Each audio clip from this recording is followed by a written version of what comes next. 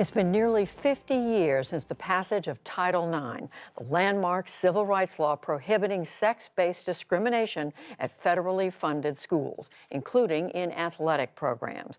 But violations still exist. Schools often provide better opportunities and benefits for boys' sports.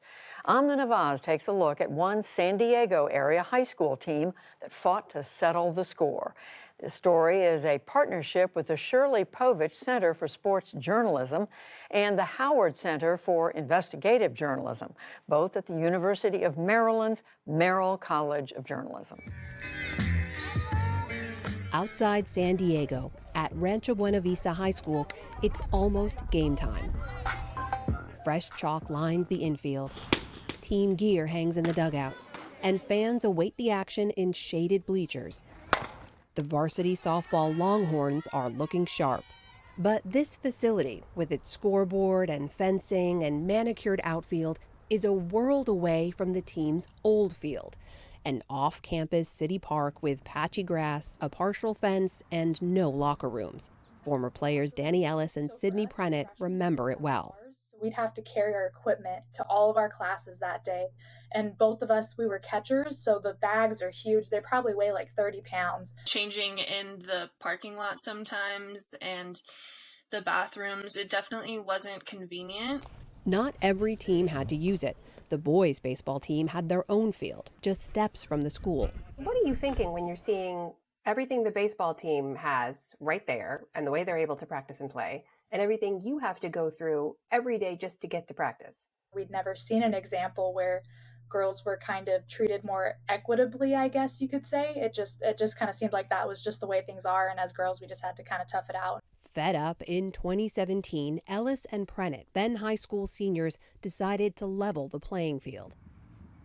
The players realized their high school was violating federal civil rights law Title IX, providing a girls' softball field in worse condition with fewer facilities and farther away than the boys' field. We knew that we had a really blatant case of Title IX obstruction, and so we were very confident, and we kind of knew that we're going to make some people mad, but this is what we deserve, and we don't expect anything less. On June 23, 1972, President Richard Nixon signed Title IX into law. It required gender equity in education, including in athletics. That year, only 7% of high school varsity athletes in the U.S. were women. The law is meant to guarantee all institutions receiving federal funding provide equal opportunities, supplies, and facilities to students, regardless of their gender. Yeah. So that's going to help you? It was in this classroom, led by social studies teacher Tim Leary, that Ellis and Prennett learned about the law. I remember actually them looking at each other, the looks on their faces, and they made eye contact with, something's up. In April 2018, backed by their entire softball team, Ellis and Prennett took their fight straight to the school board. We are asking you to stand with us so that future girls don't have to grow up thinking equality has to be earned. They grow up believing that equality is expected.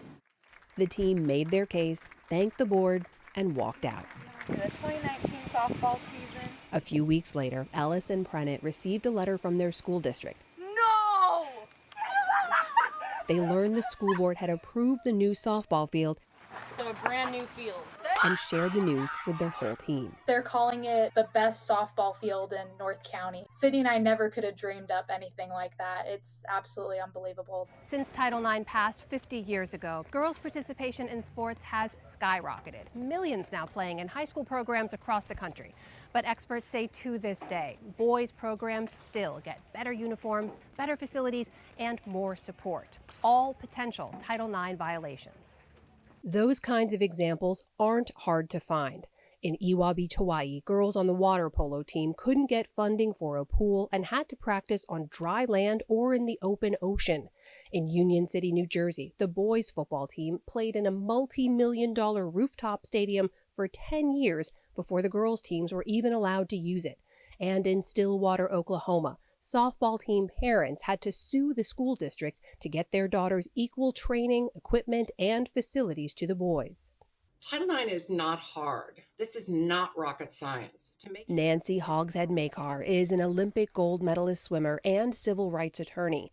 Her organization, Champion Women, advocates for gender equality in sports for women and girls, including her own daughters.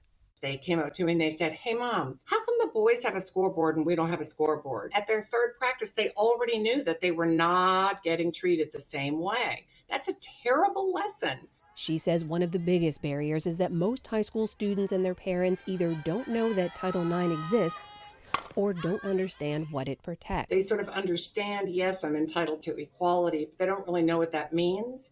And I've never talked to a female athlete that was not acutely aware of how they were getting second-class treatment as compared to some of the other male athletes. But they think that, like, there must be a reason. There's no defense to giving men more. Reporting Title IX violations often means filing a lawsuit or federal complaint with the Department of Education that can sometimes take years to resolve. It can also mean standing up to school officials. Coach Teresa Murillo has led Rancho Buena Vista's softball program for 17 years, most of them on that old field. We had a lot of issues. We had some injuries, ankles, being broken. But Murillo worried about speaking out. I heard horror stories about other people trying to push for it, and they were let go as coaches. I really like my job. I really like doing what I'm doing right now. But you thought if you advocated for the girls, that would be held against you? I was worried about that, yeah, because I heard it from other coaches.